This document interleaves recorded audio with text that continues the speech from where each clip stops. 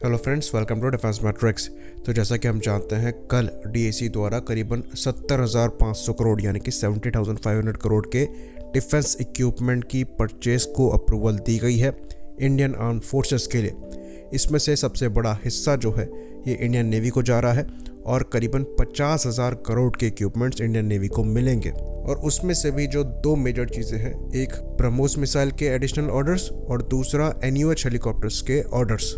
तो एनयूएच की जो ऑर्डर्स की बात यहाँ पर करी गई है, ये एक्चुअली स्पेसिफिकली डिस्कस करने लायक है, क्योंकि इंडियन नेवी द्वारा काफ़ी पहले ही नेवल यूटिलिटी हेलीकॉप्टर्स के रिक्वायरमेंट को सामने रखा गया था, जिसके अंतर्गत 111 यानी कि 111 हेलीकॉप्टर्स इंडियन नेवी को एक्वायर करने थे।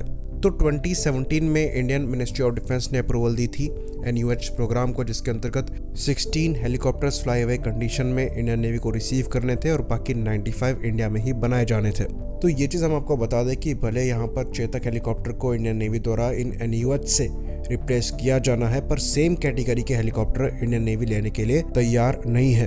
इंडियन नेवी द्वारा एक्सपेक्ट किया जा रहा है कि जो हेलीकॉप्टर लिया जाएगा ये एंटी सरफेस और सबमरीन ऑपरेशंस को भी परफॉर्म करने में सक्षम होगा। तो ये हेलीकॉप्टर 5 टन क्लास कैटेगरी से कम का नहीं होगा। यानी कि यहाँ पर जिस हेलीकॉप्टर की मांग करी गई है ये ALS ध्रुव मार्क 3 MR की कैटेगरी का होने वाला है। पर ALS ध्रुव मार्क 3 MR जो है ये भी एंटी सबमरीन ऑपरेशंस को फिलहाल के लिए परफॉर्म नहीं कर सकता है। बाकी ये ज़रूर है कि फ्यूचर में एंटी शिप ऑपरेशंस ये परफॉर्म कर सकता है DRDO की naval anti ship missile SR को फायर करके। पर फिलहाल के लिए इन मिसाइल्स को ALH ध्रुव के साथ इंटीग्रेट नहीं किया गया है। बाकी complete rotor blade folding mechanism की भी मांग करी गई है और इस चीज़ पर काम HAL द्वारा पहले से किया जा रहा है। Even complete folding blade mechanism को शोकेस भी किया गया है डिफरेंट डिफेंस एक्सपोज में। तो HAL ALH ध्रुव के साथ यहाँ पर एक काफ़ी स्ट्रॉन्ग कंटेंडर तो है, पर ये चीज़ हम क्लियर करना चाहेंगे कि खाली HAL ही यहाँ पर कंटेंडर नहीं है, फॉरेन हेलीकॉप्टर्स भी यहाँ पर कंटेंडर है। ऑल्दो NUH यानी कि नेवल यूटिलिटी हेलीकॉप्टर के इंपोर्ट्स को लेकर इसे नेगेटिव इंपोर्ट लिस्ट में गवर्नमेंट द्वारा डाला गया है, लेकिन वो लिस्ट जो है अफेक्ट में इस साल के अंत के बाद ही आएगी, यानी कि दिसंबर 2023 के बाद ही अफेक्ट में आएगी।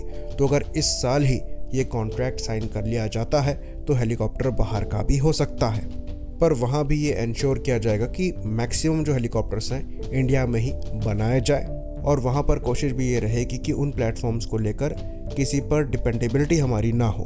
तो यहाँ पर अगर फॉरेन हेलीकॉप्टर्स की बात करें जो कि इस कैटेगरी में लिए जा सकते हैं, तो इसमें 2 हेलीकॉप्टर्स के नाम प्रमुख तौर पर आते हैं।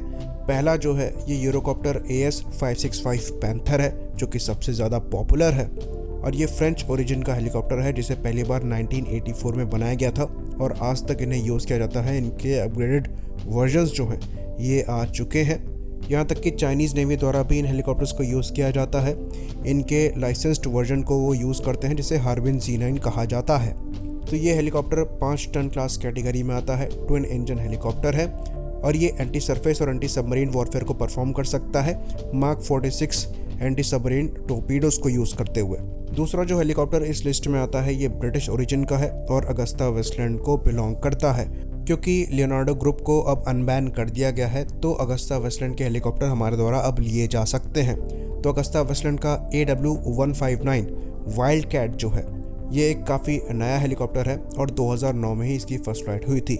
ये ब्रिटिश ओरिजिन का हेलीकॉप्टर है जो कि अगेन ट्विन इंजन पावर्ड है, सेंसर से लैस है।